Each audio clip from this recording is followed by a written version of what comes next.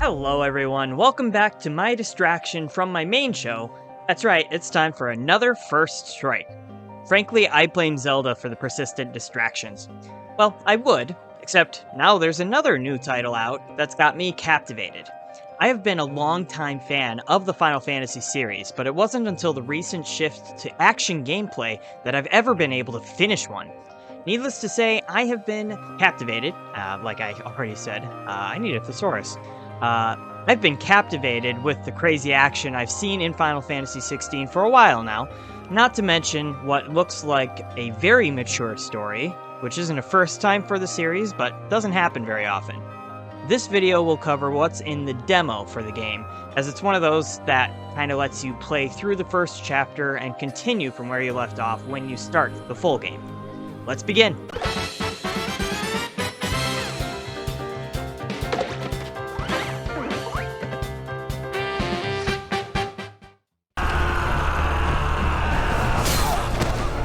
Oh. Take care. Does the lion take care when he chases the hare? Or do you think me one of the latter? No, my love. You are a lion. You're my lion. Oh!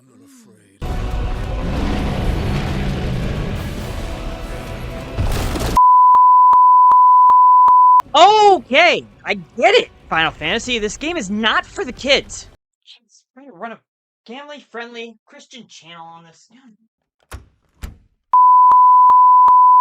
Right, look, this is hardly the most mature game out there, and Final Fantasy has never really been meant for young players.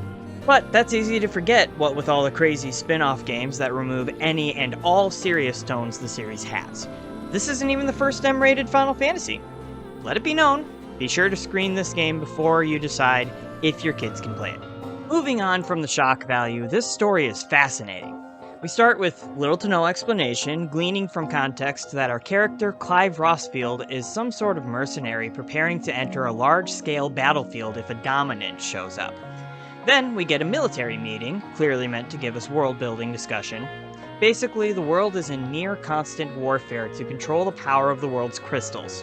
Dominants play a key role in these affairs as they are people blessed with the power of the icons, your staple Final Fantasy pantheon including Shiva, Titan, and the like. These people not only have various special magical abilities, but can also take the form of their icon to bring their full strength to bear in battle. From there, we flip back to Clive and his group as Shiva and Titan show up and wreak devastation across the battlefield. One of his companions is killed in the chaos, causing Clive to flash back to his childhood. I don't want to get too stuck in the weeds here, but basically Clive grew up in a noble family that carries a blood legacy of Phoenix dominants, and those dominants of the Phoenix are placed in the leading role of Archduke. Clive is not the dominant, a fact his mother, a woman obsessed with her social status, used to abuse him, primarily emotionally, but I think verbal and physical abuse is also likely. Dad is the current Archduke. There's a sister, although, edit here because I played further on in the story and now I know this, not a sister actually, it's a friend, I didn't realize that. But there's also his little brother Joshua, who is the current dominant, and obviously his mom's favorite. Clive's role is called the First Shield, and he is charged specifically with protection of the dominant, his brother.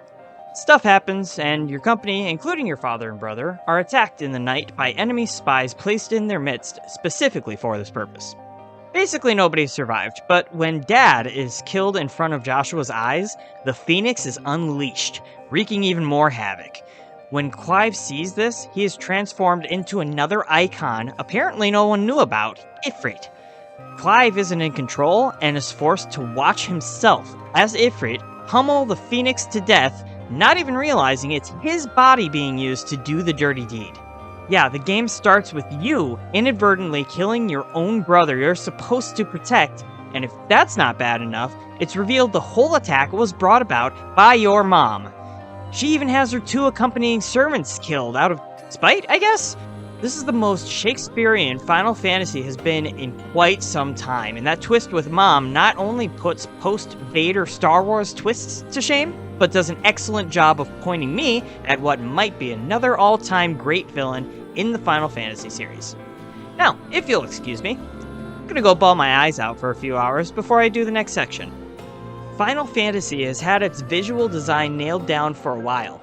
It is hyper-realistic to a point, with just enough uncanny differences to help it fit in with the fantasy elements and frankly be more expressive. Basically, we got anime hair and large eyes as our only clue that these are not real people. And it works great!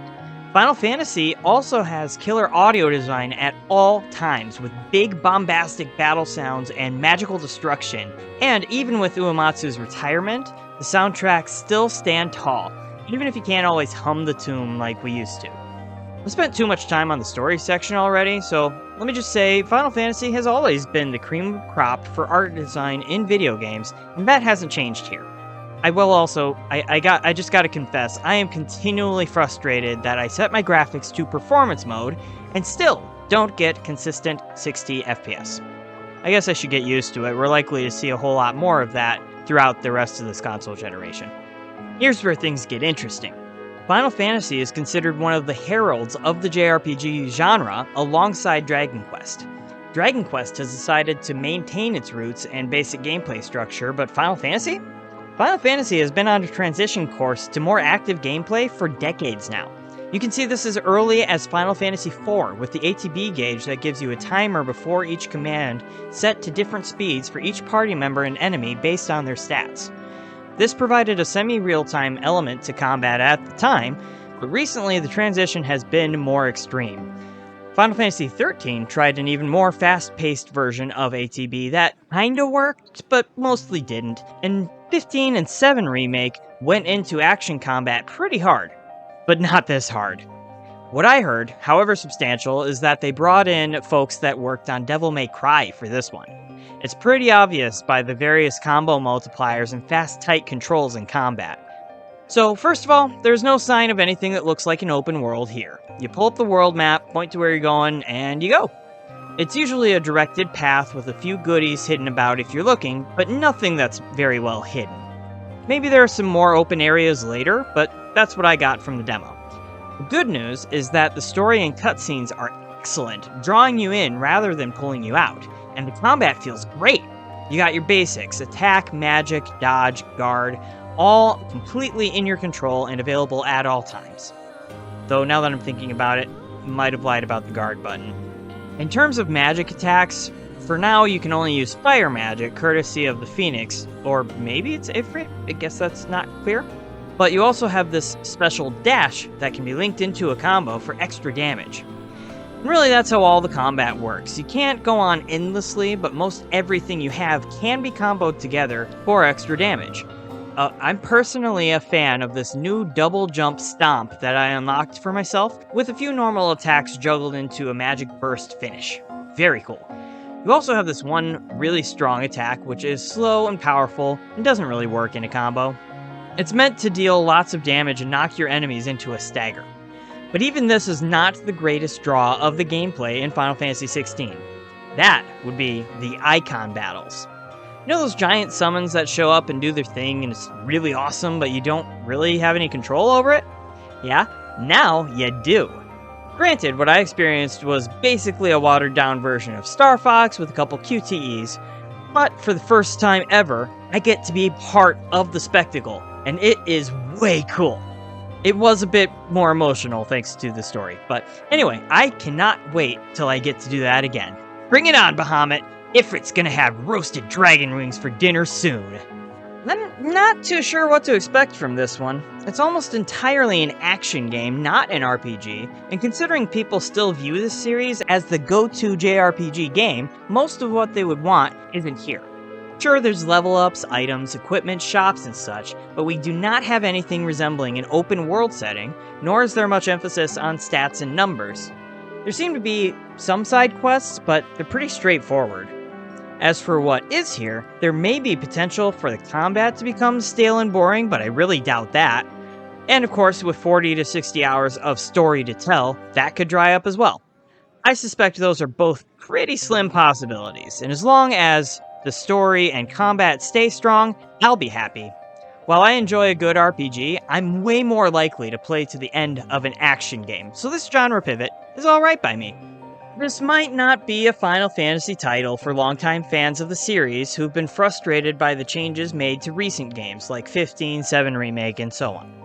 But if you like the newer Final Fantasy games, or you like action games like Bayonetta and Devil May Cry, check this game out. Unlike those other two series, this game gives major weight to its story, which makes waiting for the many cutscenes not so bad. It looks, plays, and runs beautifully. Might be our first next-gen game to show us what the systems might be capable of in the future. So there you have it, another first impression review. Maybe I can give another game a full, proper review now, please? Well, maybe until October. But be sure to subscribe for a look at some older games. Like this video if you liked it, and comment if you want to see me talk about something. For now, I'm out. See you soon!